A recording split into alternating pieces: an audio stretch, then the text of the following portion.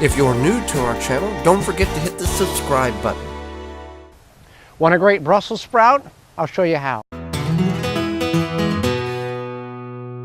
Sponsored by migardener.com, with over 450 varieties of non-GMO, heirloom, organic flowers, vegetables, and herb seeds, all for 99 cents. migardener.com.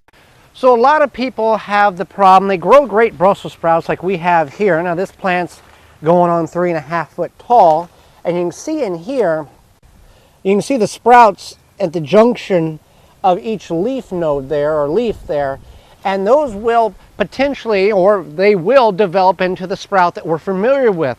Marble size or ping pong ball size, based on the conditions that are available and what you do in order to encourage that type of growth. So we've got a number of Brussels sprouts here doing very well.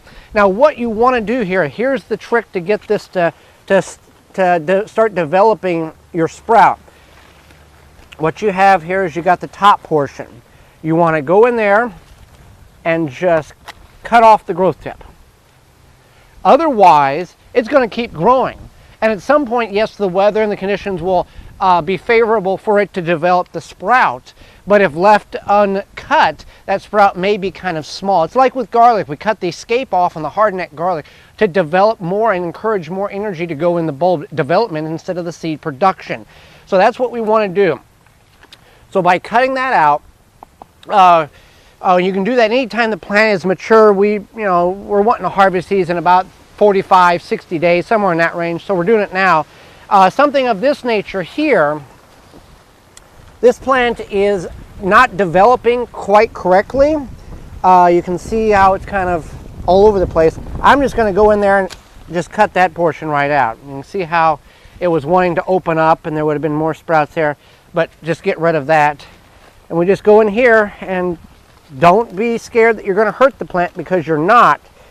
Just get in there and cut that growth tip out, because otherwise it's going to keep developing and not have very good sprouts. So you can see on this one here, you can see on here the lower ones, the sprouts are starting to develop much more prevalent than the other one there.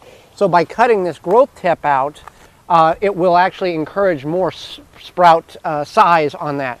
So I'll just go through here and cut all the growth tips out, and that will greatly encourage the largeness of the sprout on your Brussels sprouts. For more information, please visit thewisconsinvegetablegardener.com.